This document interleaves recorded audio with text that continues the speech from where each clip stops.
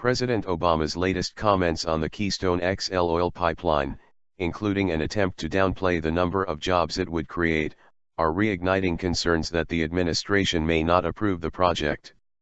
The proposed Canada-to-Texas pipeline has been one of the most divisive political issues of the past 4 years, essentially pitting Republicans and other pro-business groups including unions against environmentalists and their Democratic allies.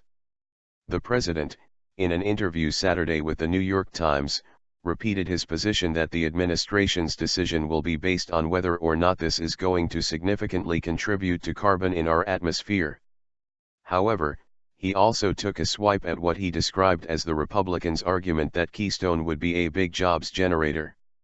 "There is no evidence that that's true," Obama said, arguing the best estimate is 2,000 initial construction jobs followed by no more than an additional 100 jobs. The newspaper's transcript of the interview showed Obama chuckling as he made the point. "That is a blip relative to the need," he said. His estimate is significantly lower than his own State Department's projection of 42,000 construction jobs and way smaller than the 118,935 that project developer TransCanada expects. Regardless of the accuracy of the numbers, the comments only fueled concern that the administration is viewing the pipeline with increasing skepticism, after sidelining the decision during the presidential election year. Republicans blasted Obama on Monday for his comments and for apparently chuckling while discussing the controversial issue while at his own jobs rally Wednesday. A president disparaging private sector jobs while backstage at a jobs rally is beyond belief, Michigan Republican Republic. Fred Upton, chairman of the House Energy and Commerce Committee, told FoxNews.com. "In this economy, any source of private job creation should be welcomed with open arms. After nearly 5 years there is no reason to delay these jobs another day. Republicans, Democrats, leading unions, and job creators all agree, it's time to start building." The Republican National Committee said in a statement Monday, President Obama joked about the potential job-creating power of the Keystone XL pipeline. "With our economy lagging, the president should be jumping at any opportunity to create jobs instead of bending to the will of special interests, at the expense of out-of-work Americans." U.S. Chamber of Commerce spokesman Matt Letourneau told FoxNews.com the president's comments indeed raised concerns but that the group was not terribly surprised. "The president has had ample opportunity to approve this, and he has repeatedly found ways not to," Letourneau said. The White House did not respond to a question about where the president got his estimate, after Obama challenged reporters in the interview to confirm the jobs projections.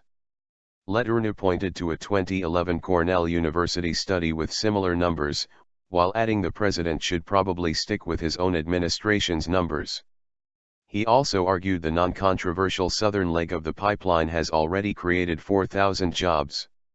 The 179-mile long pipeline is expected to transport as much as 830,000 barrels of crude oil daily from the Canadian oil sands, which will result in much of the additional carbon output, and the Bakken Shale formation in North Dakota and Montana to refineries on the U.S.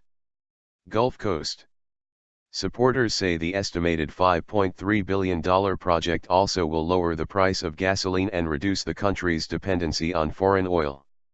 However, the president also downplayed those expectations, beyond the potential benefit of bolstering our energy relations with a reliable ally to the north. "That oil is going to be sold on the world oil markets, so it does not bring down gas prices here in the United States," Obama told the Times. "In fact, it might actually cause some gas prices in the Midwest to go up where currently they can't ship some of that oil to world markets." The final decision will be made by Secretary of State John Kerry and is not expected until the end of the year or early 2014. Kerry will base the decision on a second and final State Department environmental report scheduled for a fall 2013 release and a so-called national interest report. The second one, which is expected to be complete in late 2013, is being compiled by 8 federal agencies and focuses on such issues as Keystone's potential impact on transportation and the overall U.S. economy.